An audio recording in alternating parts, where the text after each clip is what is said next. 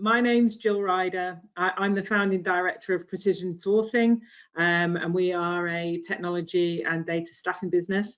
I'm delighted to be joined by my pal and fellow Northerner, Dom Price, who's also Atlassian's Work Futurist and acclaimed TEDx speaker. So I did promise you that this isn't going to be another boring webinar, and we'll certainly be covering some juicy topics. But I guess before we get into it, Dom, it would be good for maybe you to explain, for those who don't know, what a Work Futurist is, what your role is. Yeah, let's start off. I have seen quite a few Work Futurists or similar type roles been cropping up, so people are jumping on the bandwagon. They are growing like wildfire the last 18 months. Everyone's gone out and got a crystal ball and decided to predict the future. So let's just start with the honest truth, right? Because we said from the outset this was going to be a no bullshit, honest conversation. We made up the title specifically to wind up one of our co-founders, Scott Farquhar. We used to have this rule in Atlassian where we had some levels internally. But he stood up in a town hall once. He said, I don't care what you call yourself externally on LinkedIn or any other platform. Like, you call yourself whatever, but like, know who your peers are internally, and here's how it works. And I was changing role at the time, and one of the PR team were like, I think we should experiment with a new title for you. What about Work Futurist? And Scott was like, anything other than that, any other title will do, but not Work Futurist. And he stood there and he said, because we're on stage quite a lot together back in the day. He said, I'm never ever going to stand on stage and introduce you as our Work Futurist. And so we're like, okay, so not Work Futurist. It actually made it into one article in the AFR once, and it landed so well. We're like, I don't know, I mean, maybe it should stick. And so it actually became true. The weird honest truth though is the job I'm doing now. So that was 4.5 years ago, maybe 5 years ago, when we first came up with the role. The job I'm doing today bears no resemblance to that at all. I've still got the same titles. I don't care about titles. They're all made of crap anyway. But my role has fundamentally changed since then, so it bears no resemblance. Right. Okay. All right. Well, it certainly got legs on it. People are copying. So there you go. Okay. So you guys that are listening, thank you for joining us. Feel free to add any questions on the chat there, and I will put them to Dom as we go. So perhaps we should kick off with one topic which is gaining a lot of coverage in the press, and that's around this great resignation.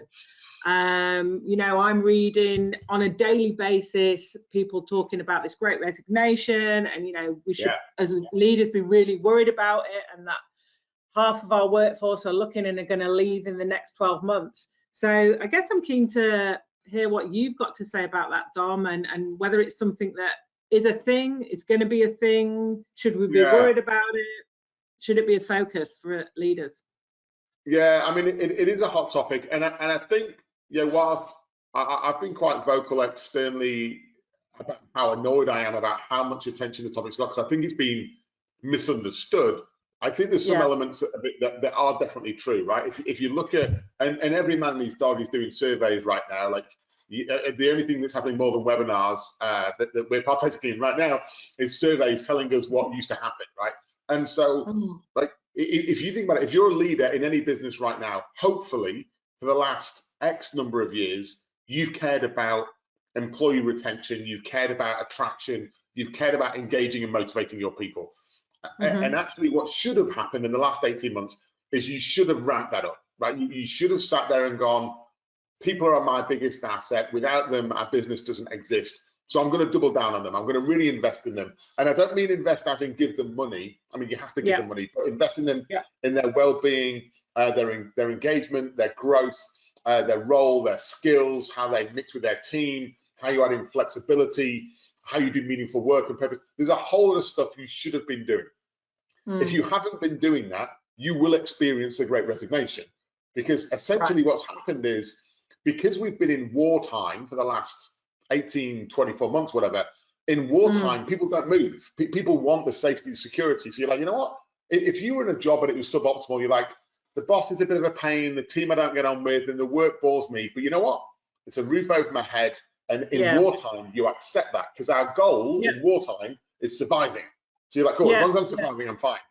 As we can see this new normal being created and navigating out of lockdowns, and borders open and we can travel the world again, suddenly people are going, this isn't wartime, this is peacetime, and in peacetime, I can move. So I think there will be some movement. I think calling it the Great Resignation ignores like the work that should have happened beforehand to meaningfully engage with people, but also the work that can happen now. So when I read stats that say 40-odd% of people are thinking about leaving in the next year, if I was a leader, I'm like, oh, I don't want that to happen. I actually probably want 10% of that to happen. That's natural attrition. Yeah, that's normal. And that's comfortable. I want those people to maybe go and then they've done great work, but they can go and do great work somewhere else. Some of that's natural, but I want to retain my best people. And how do I create an environment where they can thrive, given that my goal for the last 18 months has been to survive? And that's very different. So I think there's some merit to it. It's just every single day it's being talked about. And the weird thing is, for you, Jill, you and the team should be over the moon. Because if half the workforce move, they've got to go to another job somewhere. And when they move, they go to this other job, which you can fill. And then the job that they've just left, that's now created a vacancy, which you can. So this movement is interesting. Yeah. The weird bit, though, and this is the bit of the conversation that I honestly think is being missed, is what is it? Are we running away from something, or are we running to something? So whenever I think about career progression, and I do quite a bit of sort of leadership coaching and mentoring, whenever someone's looking to leave a job, I'm like, tell me the 3 things you're running away from. So they're the things that are in place where you are right now that you hate. Like, call those 3 things out. And what are the 3 things you're running to that you think this utopian organization you're moving to has? Right? Because I want to be certain that the 3 things you're running to are true. Like, are they there? How can we do some level of due diligence? Like, is that true? But also, the stuff that you're running away from, are you sure you can't change that? Like, are you really sure? And I think for a lot of the leaders that I chat to, I actually think they're in positions of empowerment where they can impact and influence the world around them. They've just kind of got accustomed to the world around them and they've stopped trying. So I'm like, you know what? If you're going to try and change a culture anywhere, change it where you are, where you have intellectual knowledge, where you have relationships and human capital. Give it a try there. And so I think the resignation thing, there will be movement, but I don't think it's going to be as dramatic. And I think we need to work out who we want to keep, and let's work on keeping them and engaging them, who we're willing to let go, and then how do we balance it out? How do we onboard in this virtual world? Because if the Great Resignation occurs at the percentages that people think it is, and it won't, but even if it's anywhere near that, we need to be a damn sight better at how we interview remotely, how we think about values and culture, and how we onboard remotely, because I think that's been done in a scattergun approach and systematically. I think organizations are going to have to get a lot better at that. Yeah, okay. So what about the people that are sat here maybe listening and gone, oh, shit, I'm one of those people that in the last 18 months hasn't done such a great job of focusing on, retention, values, maybe hasn't made a few mistakes, just been focused on surviving. And now they're like, oh, geez, everyone's talking about, people moving on. What advice would you kind of give to those sort of people? Yeah, so the first one is don't beat yourself up, right? Like universally, everyone's had a pretty shit 18 months, right? So I think sometimes we hold this high bar to ourselves. Certainly leaders that I've been working with outside Atlassian, they're holding this impossibly high bar to themselves, that they're meant to be there for their teams. And suddenly we've added this thing called mental health and wellness, and they're meant to be getting tasks done. And we're talking about productivity and new customers and new business and work from home and new ways of working. And you've got to look after your people and engage in surveys, and they're like, what? And then you're like, oh, and look after yourself.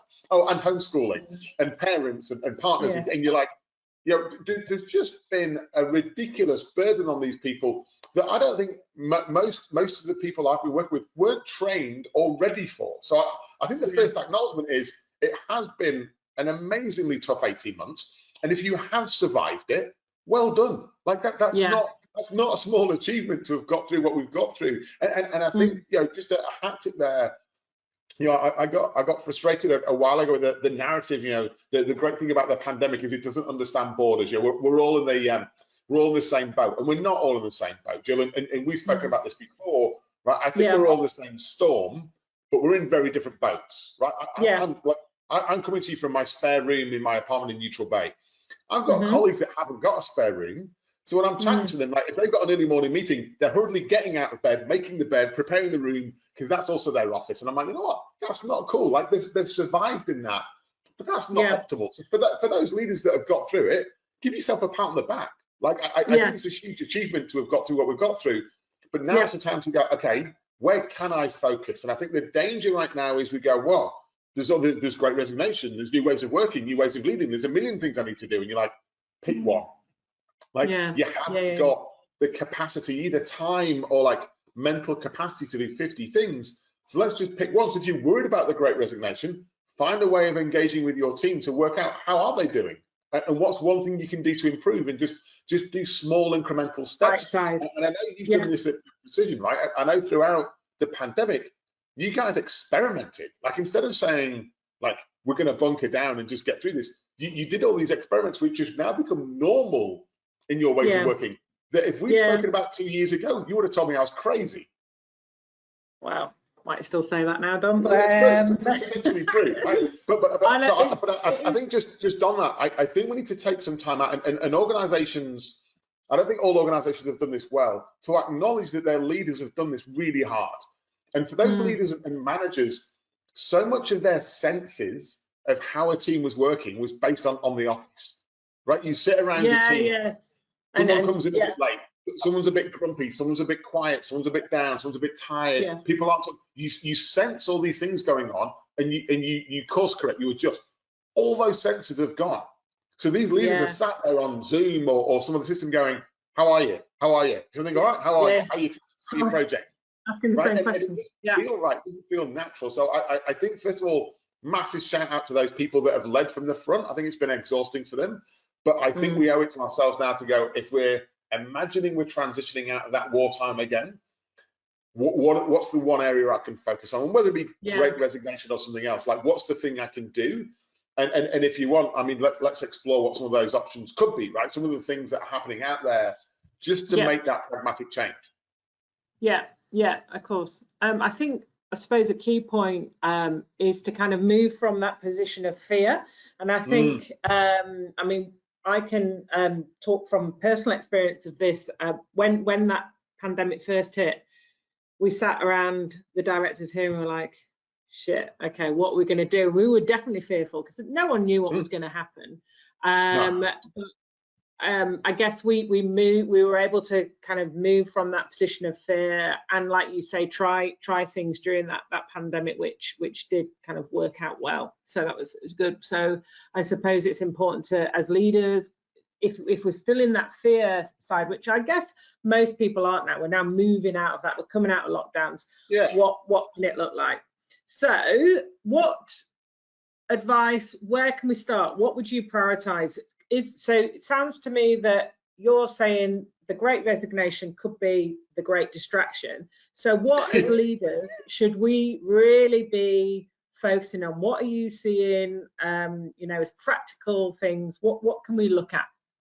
Yeah, so let's get really tactical for a second, right? Because whilst I'm not always a fan of short-term tactics, right, because they're often like disguise the reality. I think right now, if we're deadly honest, my job as a work futurist has been weird the last 18 months because no one wants to talk about the future of work, right? The biggest topic I'm being asked about is modern work. What should I do right now? So let's go from the kind of future of work high level right into the granular.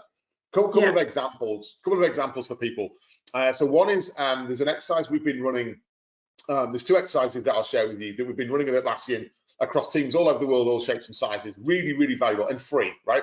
So one exercise is called the work-life impact play, and we've talked about this before, Jill. This idea that, like, do you have empathy and understanding for the experience that your teammates are going through? And I don't mean assumptions. I mean empathy and actual understanding.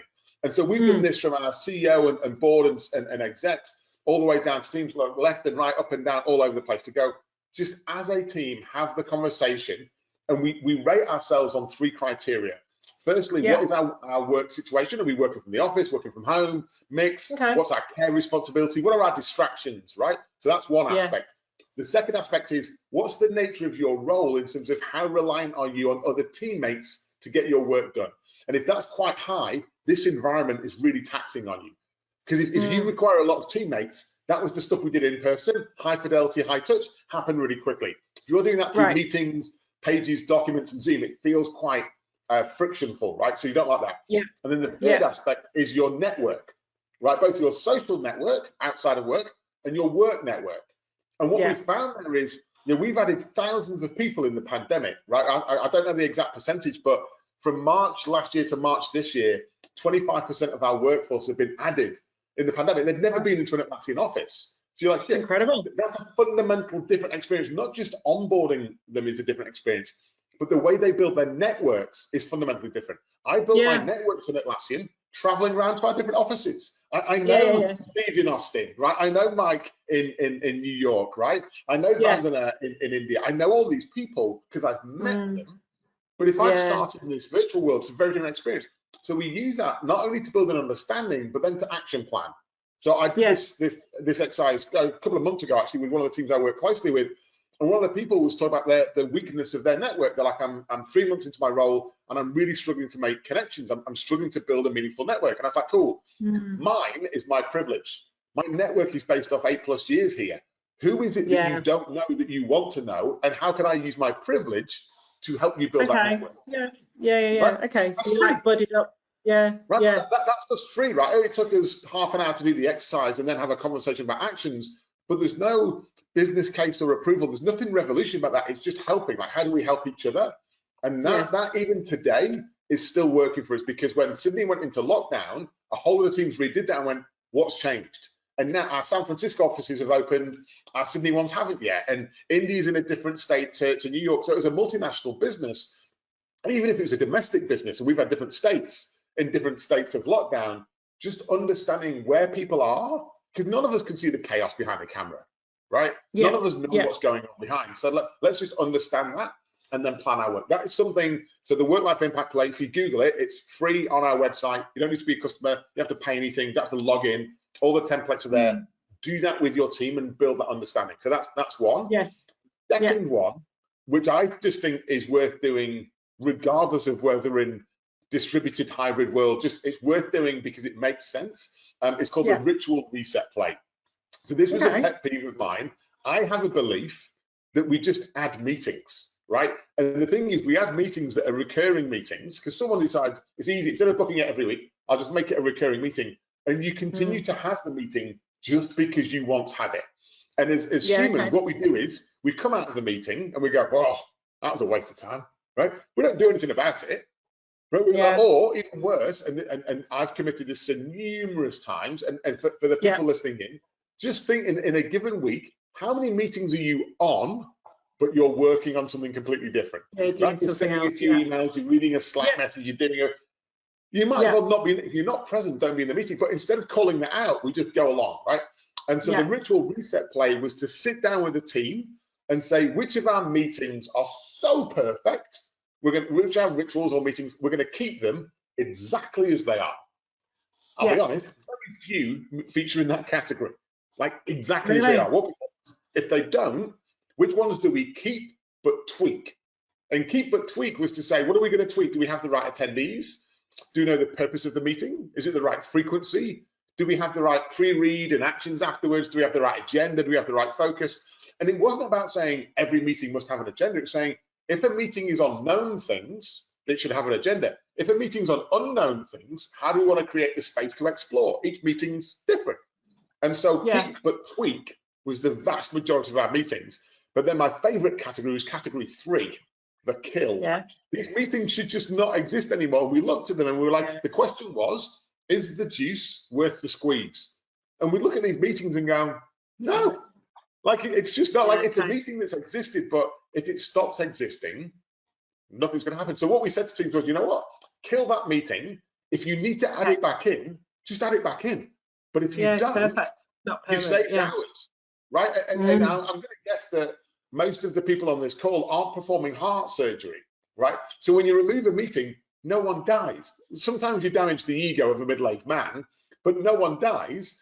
And so you remove those meetings and you get that time back. And that space and time and freedom is time you can reinvest in more valuable stuff, right? Whether it be well-being or innovation or creativity or bonding as a team. Whereas right now, if I look across certainly the ASX and Australian businesses I'm working with, they're sprinkling in new ways of working, new ideas, new stuff, but they're not removing anything.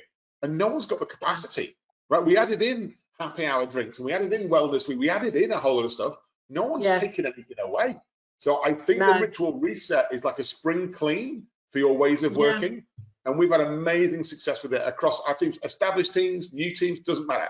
Teams of all shapes and sizes are getting the benefit of just people raising the hand and going, I don't know the purpose of this meeting. And you're like, oh, me neither. And suddenly you realize no one knew, it's just no one wanted to go first. So I think those two things, very pragmatic, action orientated, immediate results, and actually do so for the benefit of the team. Yeah, and that's interesting. And I think everyone suffers from like too many meetings. And I really like your point there about that adding on stuff, but we've not taken away things. It's, I think everyone feels that they're working a lot more hours now that they're working from home, and I've got to add in all these Zoom and or webinars, whatever it may be. So that's really interesting. When you're looking at your rituals, and you mentioned review meetings, what other rituals is there any other things that you guys have been looking at where you can cut back on as well, on top of meetings? Anything else? Yeah, so I mean, we've done the blanket, like, how do we reduce meetings? Because it's just a toll, right? So it's a tax that we pay. It's a massive time drain. Yeah, it is. Yeah, and so at the meta level, let's just reduce the load. So that's like, if you do that, step one, you're just going to feel better, right? Step two is to say, how do we change the makeup of those meetings, right?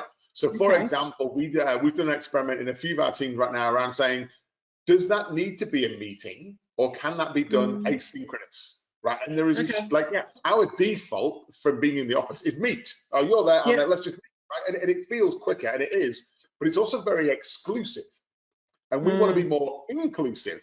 Now, I'm happy to admit I was a massive naysayer on this. Now, it's no surprise to you, Jill. We've known each other for long enough. I apparently am a little bit extroverted, and so when I run in-person workshops, it's a secret. It's a secret. When I run in-person workshops, I love having the pen and being at the whiteboard, right? Now, in those workshops, I leave those workshops, I'm like, that was an amazing workshop. I never heard from the person that didn't speak. I didn't hear from them because they didn't say anything. But as an extrovert, I'm like, that was a great workshop. And so someone said to me, let's try, like, we're trying to be more creative in this virtual world, but with people in different time zones, instead of trying to find the 1.5 hour overlap that we can all be on, why don't we do it asynchronous? And I was like, no, won't work. The arms were folded. The stubborn middle-aged man actually won't work. And then I was like, you know what? I'm the king of experiments. Let's give it a try. Like, what's the worst that can go wrong? And so what we did was we set up a whole lot of documents and pages around, here's the thing we want to ideate on, here's the framing, here's the painted picture of what it might look like in 3 years, like here's the guardrails, and then here's some blank documents. And so it took more effort from me up front, but we shared that with the team who are all over the world and said, you've got 48 hours to collaborate on this. And when I read the documents after 48 hours, I was like, damn, like not only were they really good, but I was hearing from people I'd never really heard from before. And I'm like, what's changed? And I chatted to a few of them and they were like, well, I'm the kind of person that's never going to respond in a workshop because I don't like being in the moment. I hate it. It's my kryptonite, right? They want to consume the data, analyze, digest, assess, think of a few options, and then write down their response. And so me doing it in the moment is their anti-pattern. So I'm like, so asynchronous collaboration, something that I thought was almost like an oxymoron. I'm like, not only does it exist, it's actually quite effective. And so you get to work in your time zone when you're in the zone and when you're the most creative. And then my job is just to aggregate and synthesize it. I was like, I didn't think that would work, and it kind of did. And so there's a whole lot of experiments like that. I think what other we've run is around, we've had a heavy focus, certainly the last 6 to 9 months, on shared understanding. So we've always had a belief that context is very important for our teams to be effective. Context of why they're doing what they're doing. And when we assess teams, we often find out they know what they're doing. They're like, here's the 10 tasks. You're like, cool. Do you know why you're doing it? No idea. And so in that scenario, you just do the 10 tasks regardless. And we're like, doesn't really feel nimble, doesn't feel agile, doesn't feel effective. So how can we invest in shared understanding? And some of that comes from the Atlassian like top layer. We do a quarterly internal shareholder letter, right? Bear with me on it, sounds a bit weird. Our founders and our exec team write a letter because all Atlassians are shareholders. But it's an internally facing document to say, here's the state of the business in the last quarter and the last year. Here's what we're planning next quarter and next year. Here's what a rolling 12-month plan looks like. Here's what we've learned. Here's some of the things we tried that didn't work. Here's the things we tried that did work. So it's just a very engaging, but it's like a wrapper. And that wrapper gives every team context about the Atlassian mission, which we can then break down into smaller missions. And so, again, it feels like a decent amount of effort, but that wrapper builds a foundation that all of our teamwork is based off. And so in theory, we did that pre-pandemic, and we did, but it happened a lot more intuitively in office, posters, discussions, incidental meetings, serendipity. That's now gone, so we're having to do it a lot more on purpose. And so I think it's just a challenge in there for any leader to say, what are the things that used to happen by accident in the office? They're not going to happen by accident online. So do them on purpose instead. Yeah. Love it. Some good tips there. Okay, and then are there any other areas which you think we should be focusing on outside of this great resignation? What else should we really have our eyes on? I know obviously with our business, we've got a lot of Brits there, and with the borders opening, and there's quite a few that are planning on hopping on a plane and that leave, and not many people have taken leave, so that's maybe one topic. What are your thoughts on things like leave and other topics like that? Yeah, so there's a few things at play. Like if we go back up again to this kind of meta environment, there's a few things as a leader to be aware of. One is you just sort of paid homage to, most leaders have multicultural teams, and some of those teams have suffered more and less than others, right? Or members, you know. So, you know, for me and in my team, that are Australia based, there's a large amount of those that are expats, right? Our Sydney-based, not even Sydney-based anymore, our Australia-based team is made up of a whole bunch of Europeans and South Americans. Like, there's a rich tapestry of people who always assumed that they were maximum 24 hours away from going home, right? Who for the last year haven't. And so that's had a toll on them in terms of their work and their wellness and their balance in life. So I think we've got to acknowledge that and help them and understand that. But also, now that those borders are open, we're going to see the swing, right? We're going to see the people that couldn't travel for 18 months probably carrying quite a large leave balance, because most people I know are like, what's the point in taking holidays? I can't go anywhere. So most organizations are carrying a leave balance.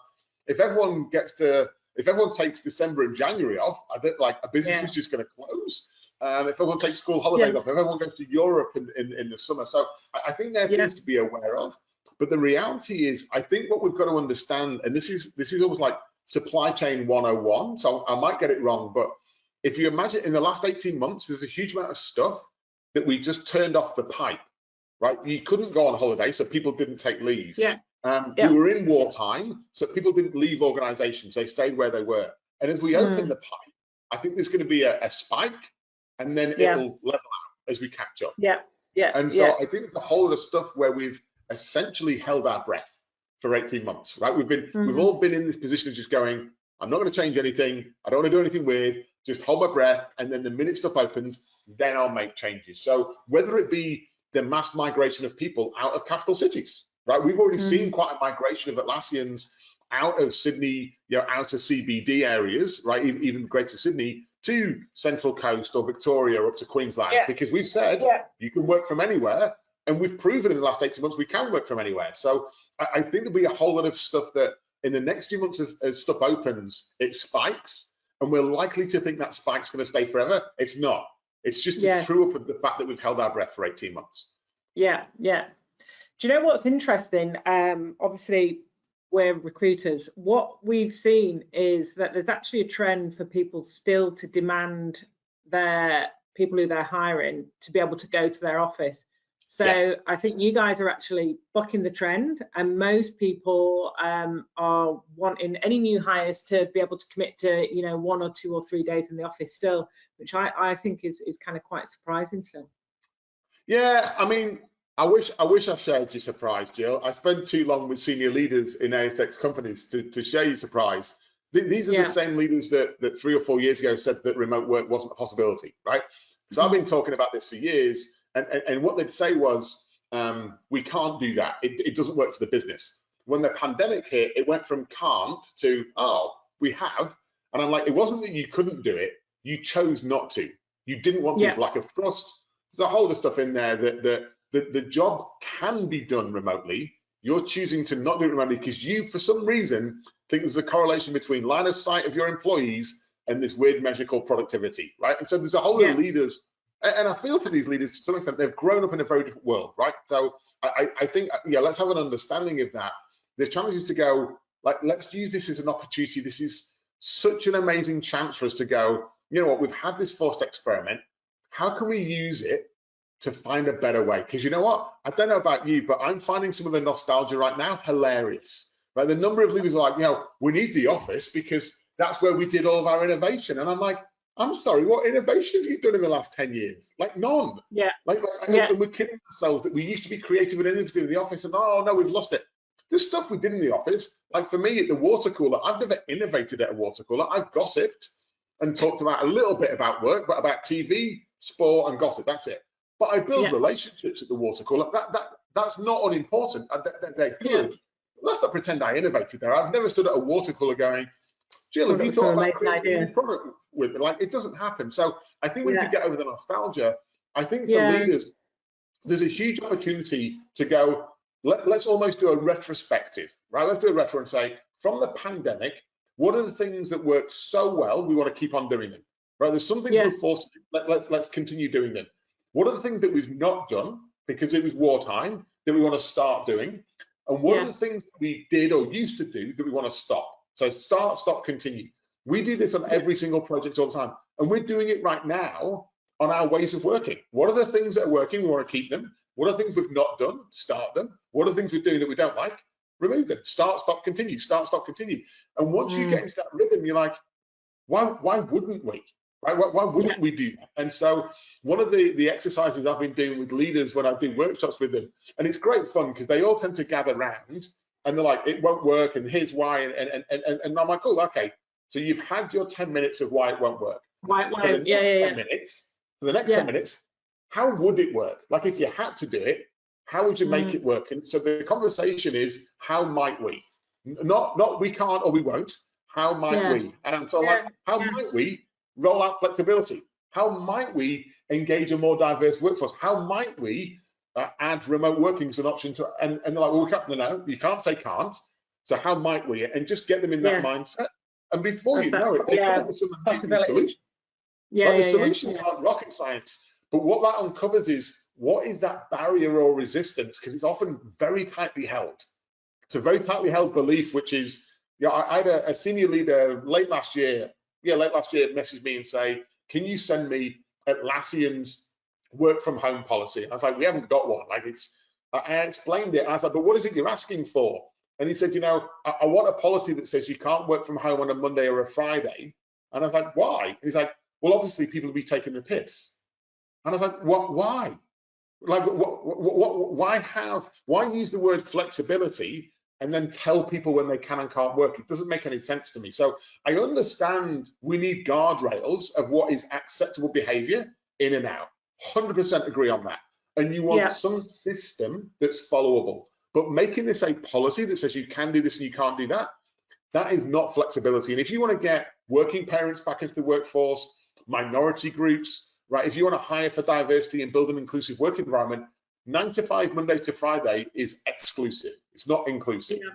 Right. And I think, and actually, even if you're not sure you want to do that, look at the maths, right? So companies that have diverse talent pool and have an inclusive environment are about 2 times as effective in terms of revenue and long-term profits. You're like, okay, if you want to scale your business, diversity and inclusion makes you a better business. Yeah, of course. It just makes sense. The thing is, when we go to hire, we like to hire people that are like us because they sound the same, they look the same, and you're like, oh, this is fun. We can hang out together. It's safer, isn't it? It's more comfortable. It can be more comfortable and safer. Oh, it can be. It's massively comfortable, and it does feel safer. I just think, for me, and I've had this in my career where I've hired people like me, and we get on so well. We finish each other's sentences, but we don't argue. There's no respectful dissent. There's no friction, and so there's no innovation. We have the same ideas, and so we build for ourselves, right? And so that's not a great solution. And so let's not pretend that diverse teams are easy. Diverse teams are really hard to manage and lead, but they are infinitely more valuable than homogenous teams. So you're like, cool, it kind of makes sense. And if you look at the opportunity now, if I was a hiring manager in a company, if I was sort of studying the policy, if you can only hire from a small talent pool based on where they're located, you're going to pay more for average talent. If you can expand the size of that pool, you can pay a fair price for great talent. Take your pick. If you want to pay a premium for someone who can physically be in the office one day a week, go for your life. But just help me understand what's the ROI on that. Yeah. And I think, I mean, there is a shift happening. When we were taking job briefs, we were often asking the question, what's the right culture fit? But now I guess we're going on, like, it's on the same sort of theme. We're trying to encourage hiring managers to look at what a culture ad might look like. You know, so to try and get away from hiring little mini-me's and look at totally different types of people from totally different areas, and like really sort of encourage that kind of diverse thinking. Yeah, I mean, we've been on that bandwagon for years, right? We rolled out our values interviewing process probably 6 or 7 years ago. You know, so we have a values interview as part of our hiring process, and essentially that values interviewer has veto rights. So you can be technically brilliant, but the values interviewer meets you and goes, now that they're not a culture ad, right? Because we're looking for someone who can evolve and challenge and change our culture, not just meet it, right? If you hire the average all the time, your average never increases. So we're looking for people that help us evolve, but we want them to do it with good spirit, with good intent, right? So it's very easy for anyone to be a devil's advocate. You just take whatever view the other person shares, you take the opposite. That's not collaboration. That's being a pain in the arse.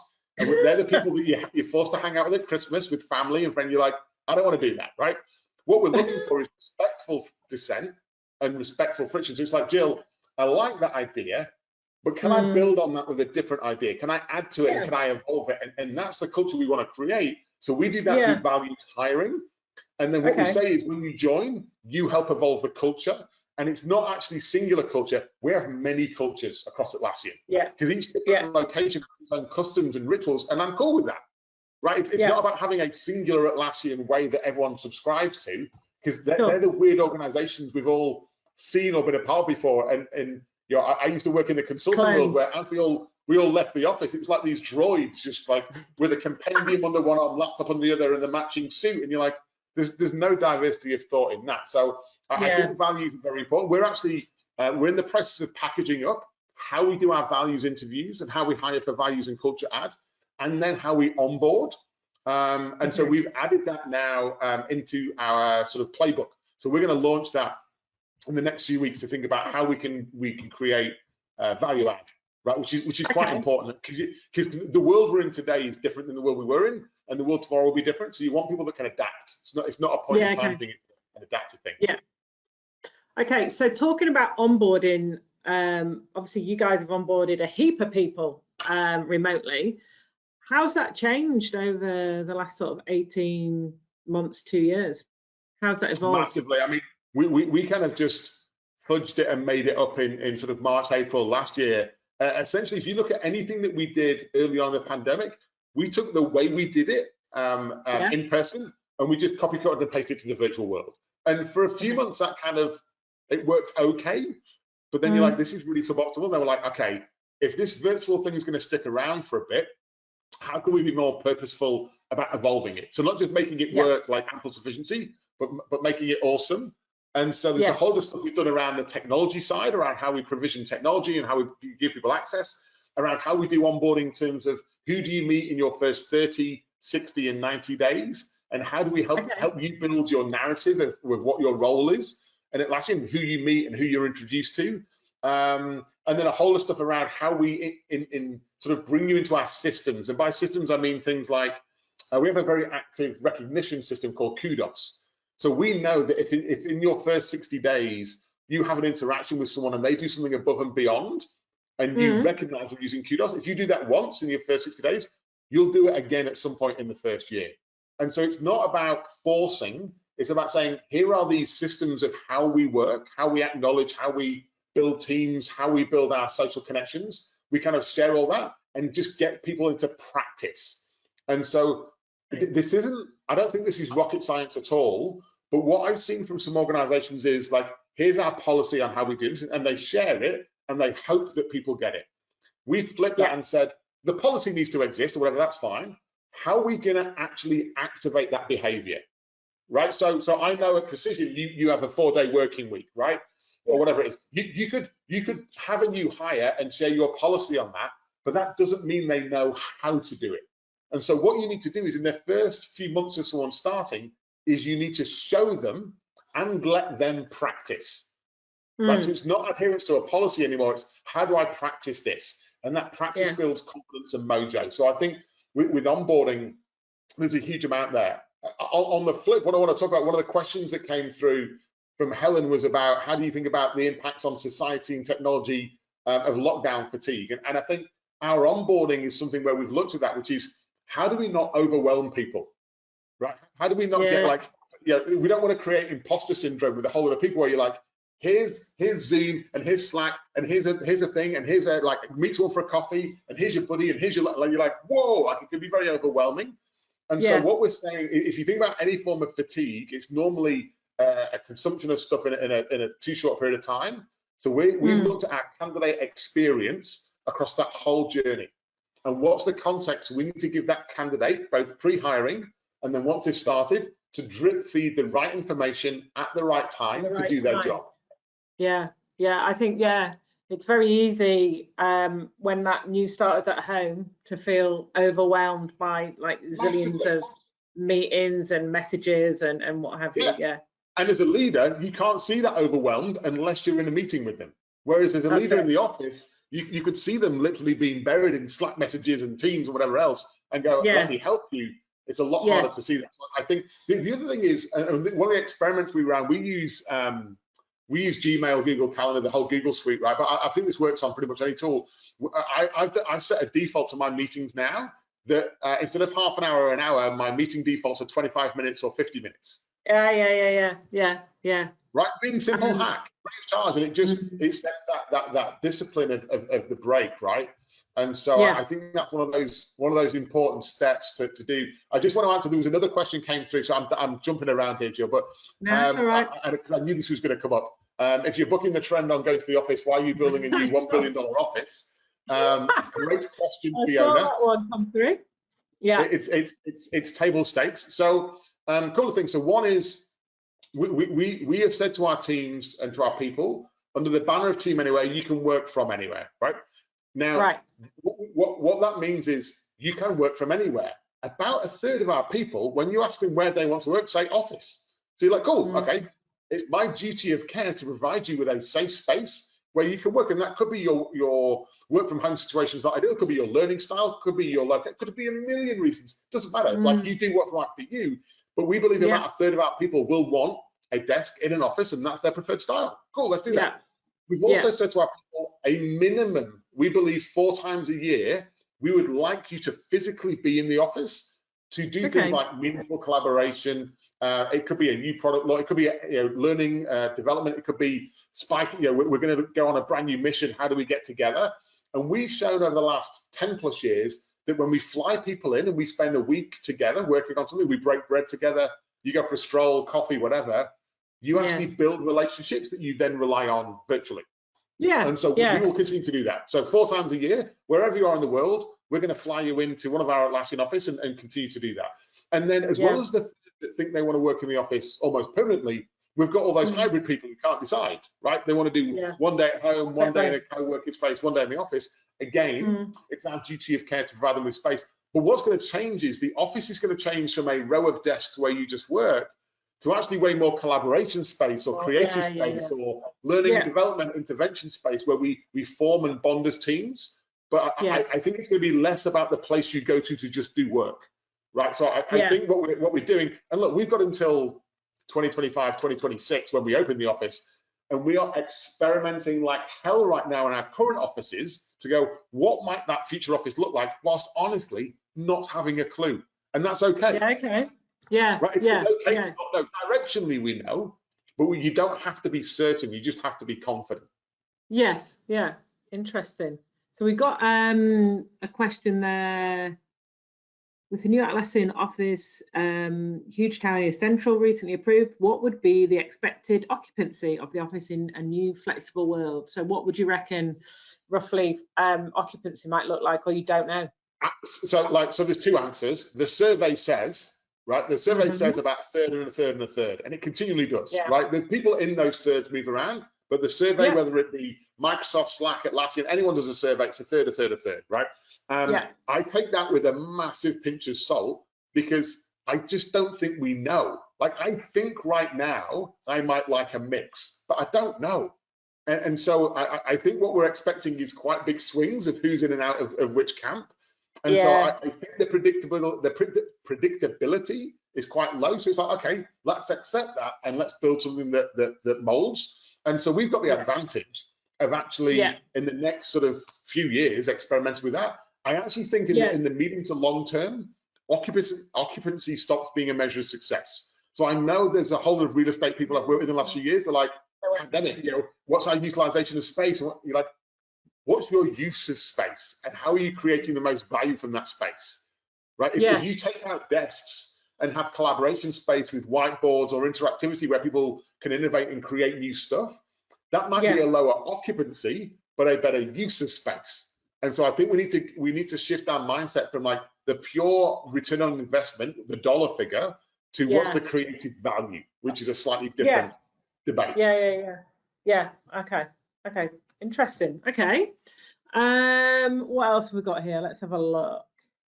I was just looking at Nathan's question, showing value as a business to your staff team members in the same demonstrate value to our customers. Yeah, so it's a fascinating one. This flexibility, relevance to your life outside of work, connectedness and satisfaction. So there's a couple of things, Nathan, that I think you're teasing out there. One is we've been looking at the lead indicators of team health, team effectiveness. So things like psychological safety, right? If your team feels psychological safe, you have a sense of belonging and a team identity, it has been scientifically proven that you are more effective as a team and you do more valuable work.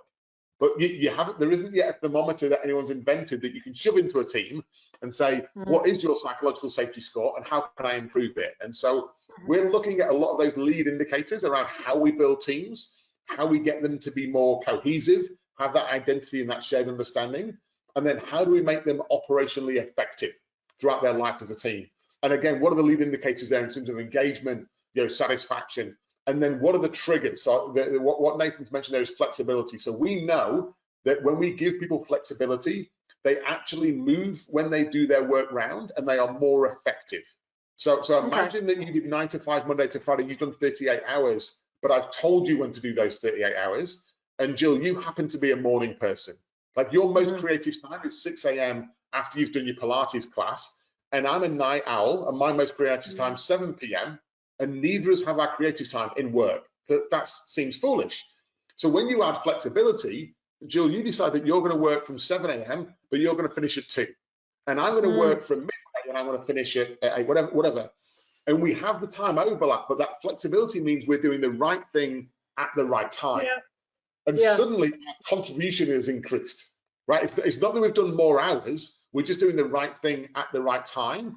The hard, and this is really complex, the hard balancing item there is what's the overlap time we need to be online together?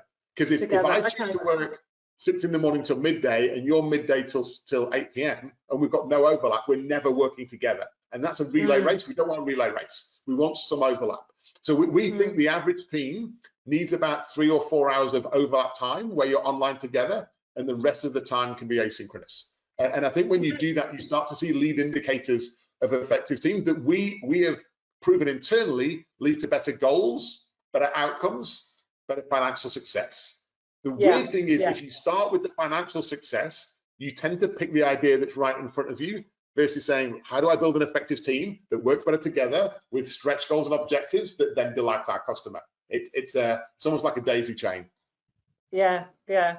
And I guess just quite simply empowering people to make that decision as opposed to you must work 9 till 5. That would, even just something such as so simple as that would have a positive impact on how teams perform. Yeah, yeah, and then Angie's come in with a couple of questions. Well, one was kind of an agreement, but the second one, navigating that person. Ange, I feel your pain. I think we've all been in that situation before, where you've got the one person tightly holding on to some ritual or meeting, and everyone else is like ready to repurpose it and change it. A couple of things that I can tell you have failed for me. One is trying to do that in the team meeting session. Whenever I do that in a group session, essentially I'm alienating or embarrassing them, and I've done it before. It's never worked for me. Right. The way I've often done it, and the better way, is to get that person in a one-on-one and say, can you help me understand the following things? Can you help me understand the person? How would you rate the success of the meeting? How do you know that? How could I help you make this meeting better? So to make them an ally, I think too often I've gone into battle with them because I'm like, I'm right, you're wrong. That doesn't work for me. Versus saying, how can I be an ally to help you do this?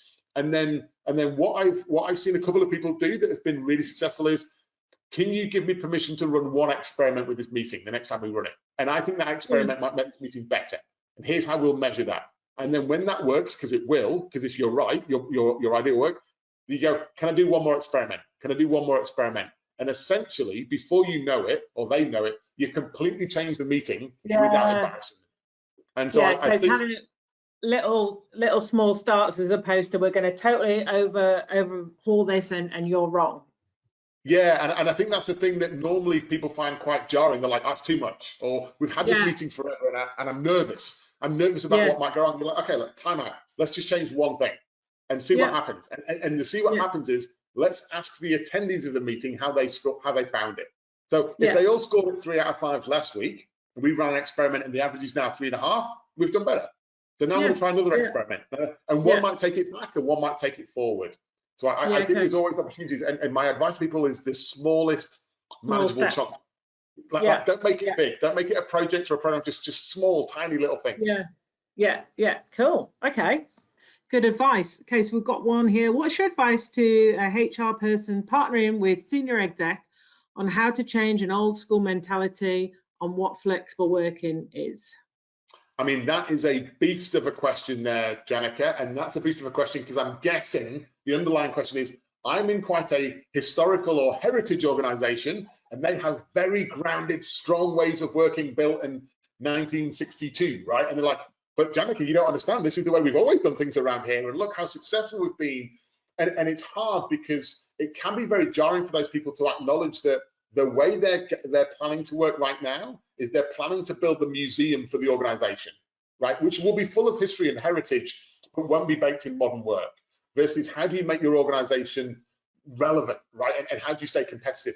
Right now, if you look at flexible working, and there's some great research coming out this week, I think tomorrow or Friday, from PwC that I work with them on the employee value proposition. And it basically ranks senior execs on what they think is important for the organization, and they compare it to what employees said was important. Little bit of a spoiler, they're quite different. And so what you realize is, you're like, oh, if we want to remain competitive, if we want to hire smart people and retain smart people, we have to be competitive against our competition. And if they're offering flexibility, suddenly that's become a table stake. So I think flexibility used to be a perk. It's very quickly migrated to a table stake. So we can argue about whether that's true or not, but if your competitors offer that, your people will move. And so I think it becomes a conversation of opportunity cost.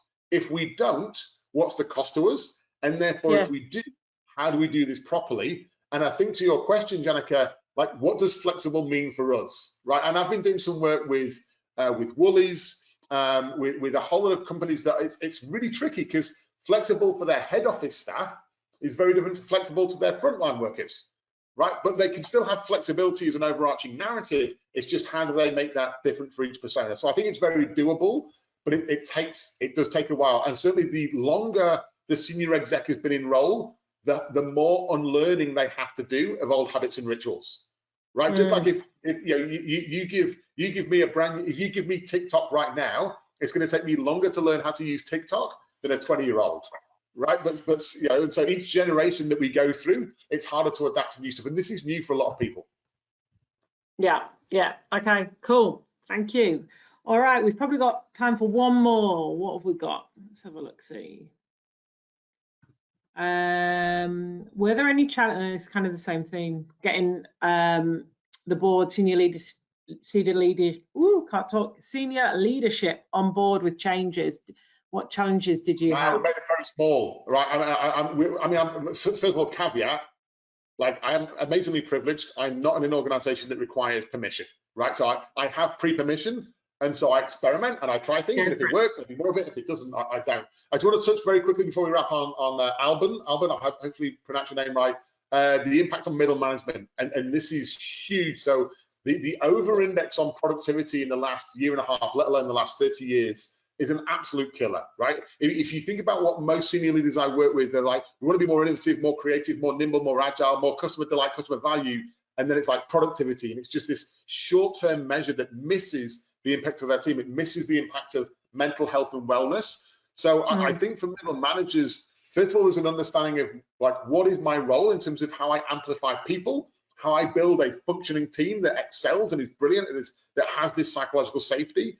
And there's a whole lot of stuff on our team playbook, which you get for free. Just Google Atlassian Team Playbook on how to build an effective team. Really worth a try. And so I think, like, do some of that as a middle manager. How can I help evolve my team? And then instead of productivity, what are the outcomes we're trying to deliver on? And what's our best chance of delivering those outcomes? So I'm seeing some of the best middle managers I'm working with right now are being more outcome focused and less output focused. It's not that they don't care about outputs, they're just shifting the balance. So like, here are the 3 outputs we care about, but what outcome are they going to have? What's the impact on the customer? And looking at that over a longer time lag. And that for me is what some great middle managers are doing. And it changes the conversation from productivity, moving widgets, and you're not moving widgets. You're trying to inspire people to do the best work of their life. So I think the more we can reframe that, the better. Love it. So we're moving away from productivity. Don't tell my tip. No, I'm joking. I'm joking. All right, amazing. Let's wrap up there. Thank you so much for joining me, Dom. I really appreciate your time. We've covered some really great topics. Hopefully you guys there have enjoyed it, not found it boring, I hope. Please feel free, if you've got any other questions, reach out to me. I'm happy to follow up on those, and have a great afternoon.